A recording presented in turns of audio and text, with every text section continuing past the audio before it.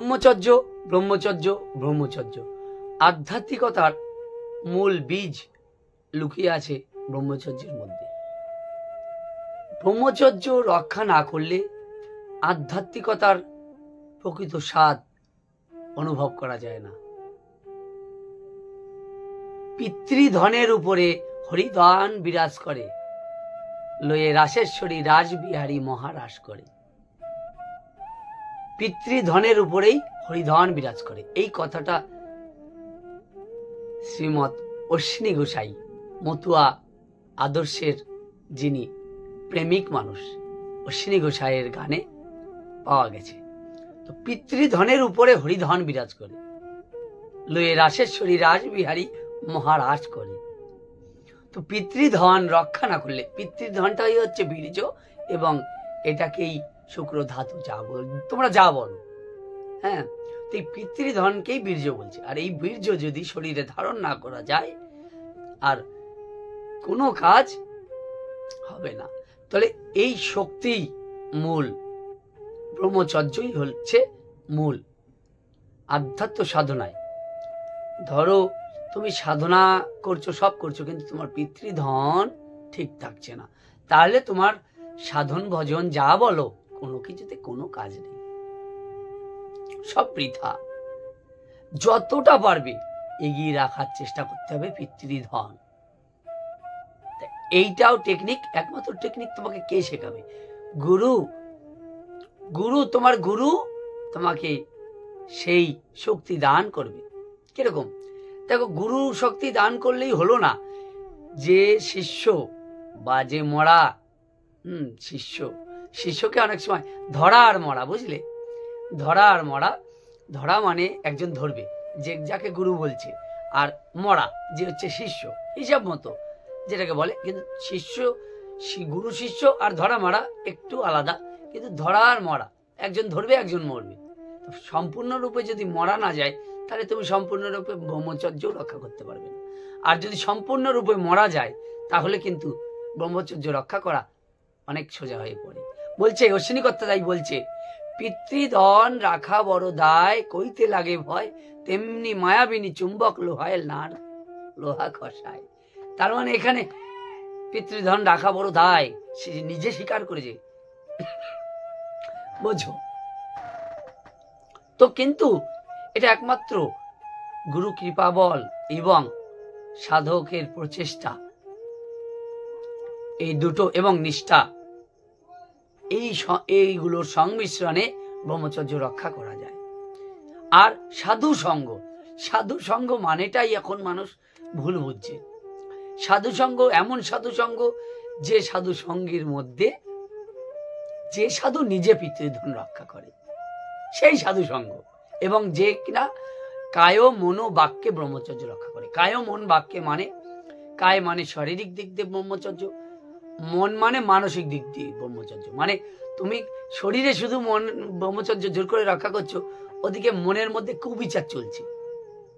সামনের দিয়ে একটা মেয়ে যাচ্ছে, মেয়েটাকে তুমি কুবিচার করছো, মনের মধ্যে খারাপ বিচার করছো, তাহলে তো তুমি ব্রহ্মচর্য সঠিক রক্ষা হলো না। তোমার দেহ দিয়ে রক্ষা করছো, নষ্ট না হয়, ওইদিকে মনের মধ্যে বিচার করছো, তাহলে তো হবে না বাবা। তাহলে তো হয়ে গেল, সব হয়ে গেল ওইখানে, মানসিক গেল, কায় মনো। এবার বাক্যের দ্বারাও ব্রহ্মচর্য রক্ষা করা উচিত। আমার এই বাক্য দ্বারা যেন কোনো কুবাক্য না বেরোয়। দেখো, ব্রহ্মচর্য এই বিষয়গুলো পালন যিনি করেন, প্রকৃত ব্রহ্মচর্য তিনি পালন করতে পারেন। তো এই ব্রহ্মচর্যটা পালন করাটাই হচ্ছে সকল ধর্মের সার, এবং সকল যা বলো, তোমার আধ্যাত্মিক শক্তি বলো, অনুভব বলো, যা বলো, এইটার উপরে নির্ভর করে। তো যে যতটুকু ব্রহ্মচর্য রাখতে পেরেছে, যদি তার ব্রহ্মচর্য রেখে সাধন ভজনের কিছু কার্যকলাপ আছে সেগুলো করা যায়, তাহলে তার সাধন ভজন দ্রুততার সহিত এগোয়। যেমন একটা জোয়ার যখন বয়, যখন বয়, ঠিক আছে, সেই সময় যদি একটা নৌকা এর উপর পাল তুলে দেওয়া যায়, তাহলে কিরম ভাবে নৌকাটা চচ্চর চচ্চর করে চলে যাবে, কোনো কিছু তারে খাটনি করা লাগবে না। বুঝে নাও এই ব্যাপারটা সোজা। একটা নদীতে জোয়ার এসেছে, সেই জোয়ারের সময় যদি সেখানে একটা নৌকা যদি থাকে, নৌকার মধ্যে যদি পাল লাগিয়ে দেওয়া হয়, তাহলে ওই পালে হাওয়ায় অটোমেটিক সে যেদিকে স্রোত সেদিকে চলতে থাকে। এই হচ্ছে বিষয়। ঠিক সেই রকমই হ্যাঁ, ওই ব্রহ্মচর্যটা যদি রক্ষা করা যায় তাহলে অটোমেটিক তুমি ভগবত প্রেম, ভগবত ভক্তি, ঈশ্বরের দিকে আস্তে আস্তে ধাবিত হবে এবং সাধনা অটোমেটিক চলতে থাকবে।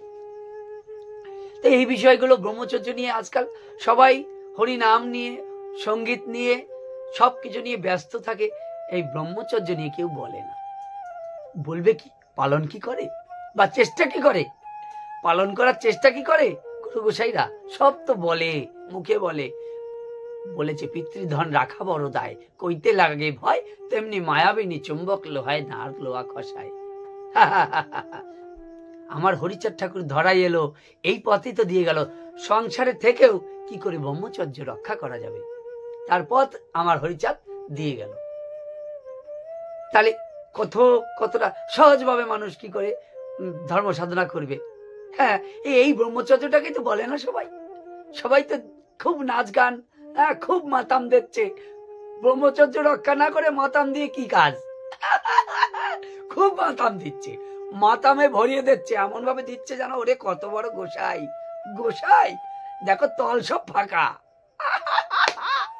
সব তল ফাঁকা, উপরে সব দেখায়, ভাব দেখায়, সাধুর ভাব উপরে পড়ে। যে করার চেষ্টা করে না সেই বোঝে কত কঠিন কাজ, কত কঠিন কাজ। বুঝলে, সংসারে থেকে ব্রহ্মচর্য রক্ষা করা যে চেষ্টা করে সে বোঝে কত কঠিন কাজ। হ্যাঁ, এই কঠিন কাজটা গুরু চরণ আশ্রয় করে সঠিক পথের মধ্যে থাকতে হবে। আর ব্রহ্মচর্য রক্ষা করলে তোমার এই দেহতরীর যেটা নৌকাটাকে দেহতরী বলছি, সেই জোয়ারের জলে আস্তে আস্তে ভেসে ভগবত প্রাপ্তির পথে যাবে, ঈশ্বর প্রাপ্তির পথে যাবে, স্বয়ং হরির কাছে পৌঁছে যাবে। এইভাবে তাই ব্রহ্মচর্য যদি রক্ষা না করা হয় কাজ কি? সবাই তো বলে, কেউ তো ব্রহ্মচর্যের কথা বলে না। সব গুরুরা বলে হরিনাম কর, হরিনাম কর, এরকম ভাবে হরি বল হরিনাম কর।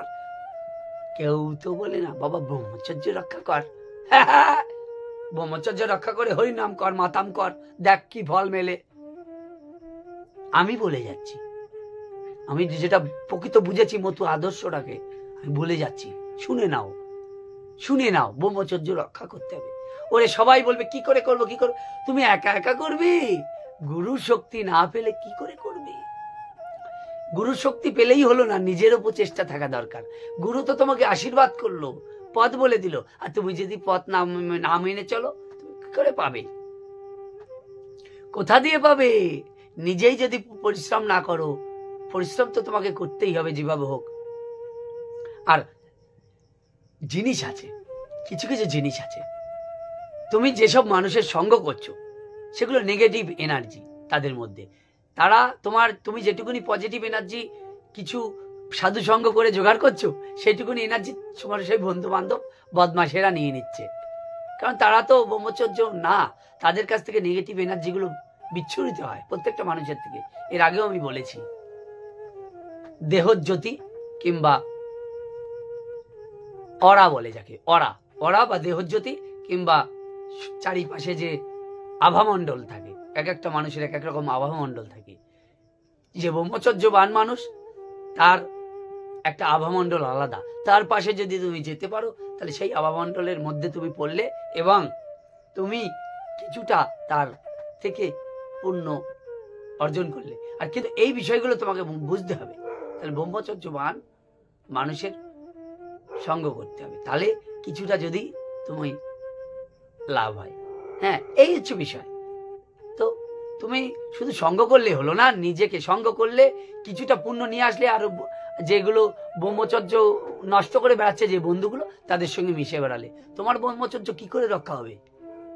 তুমি যাদের সঙ্গে উঠছো, চলছো, বসছো, মিশছো, তারা তো ব্রহ্মচর্য রক্ষা করছে না, তারা তো ব্রহ্মচর্য নষ্ট করে ফেলছে। তাহলে তাদের সঙ্গে তুমি মিশছো, তাদের আবামণ্ডলের মধ্যে তুমি পড়ে যাচ্ছ। তুমি যে সাধু সঙ্গ করে এলে, সেই সাধু সঙ্গটা তুমি কুসঙ্গে মিশিয়ে দিলে। সবাই এবার সাধুকে, না আমি তো সাধু সঙ্গ করে এলাম, আরে সে তো উপরে দেখাচ্ছে সাধু, সাধু সাজ সেজেছে, ব্রহ্মচর্য রক্ষা করার তো সে চেষ্টাও করছে না।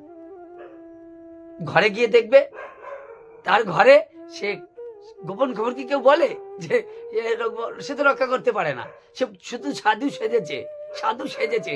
সাধু যে আদর্শ, মতু আদর্শ যে কত কঠিন পথ, ব্রহ্মচর্যের উপরে মতু আদর্শ দাঁড়িয়ে আছে। তো এই ব্রহ্মচর্যটা তারা রক্ষা করছে না। আমার হরিচাঁদ যে পথ বলে দিয়ে গেছে কিভাবে, হ্যাঁ সেই পথ বলে দিয়ে গেছে, সেই পথ তো তারা আলোচনাও করে না, কোনো জায়গায় পায়ও না, কি করবে বুঝে পায় না। একেবারে ঘন ঘন তারা ব্রহ্মচর্য নষ্ট করে ফেলছে। তাহলে কি করে হবে? তাহলে কি করে এগোবে? আধ্যাত্মিকতা কিভাবে এগোবে? হ্যাঁ, এই তো বিষয়। তো মূল বিষয় তো এখানে না, মূল ধর্ম সাধনা যা বলো, মূল বিষয় এখানে ব্রহ্মচর্য। ব্রহ্মচর্যের উপরেই সব। তো ব্রহ্মচর্য রক্ষা না করে তুমি সাধুর ভাব, সাধু টাধু সেজে খুব ভালো গলায় মালা দিয়ে অনেক কটা কি নাচ, কি মাতাম দিল রে, ওরে মাতাম রে, সে মাতাম মানে বিরাট মাতাম। আর যে ব্রহ্মচর্য রক্ষা করে তার সবকিছুই তো হয়ে যায়। সে যদি একবার মাতাম দেয়, সেই মাতাম খোলায় পৌঁছো, তাহলে তো একটা ভাব তুমি বুঝবে না। কিন্তু তার মধ্যে দিয়ে তুমি যে একটা গোলায় পড়ে গেবে না, তুমি কিছু না কিছু তুমি পাবে, তুমি বুঝবে না, কিন্তু তুমি আবার ওই যে পাবে, পেয়ে আবার যে ওই কুসঙ্গে মিশবে যারা ব্রহ্মচর্য নাশ করছে, তাদের কাছে গিয়ে তুমি তোমার সদ্ভাবটাকে নষ্ট করে দেবে। এই তো স্বাভাবিক বিষয়, এই জায়গাটা বুঝতে হবে। তা ব্রহ্মচর্যের উপরেই সব দাঁড়িয়ে। পিতৃধনের উপরে হরিধন বিরাজ করে, লয়ে রাসেশ্বরী রাসবিহারী মহারাজ করে। জয় হরি বল। ভালো থেকো। এই বিষয়টা বুঝো, একটু বুঝো, বুঝলেই তো হয়। আর বুঝলে হলো না, করলেই তো হয়। আর করলেই হলো না, পালন পালন করলেই হলো না, সেটাকে রক্ষা করতে হয়। ভালো থেকো।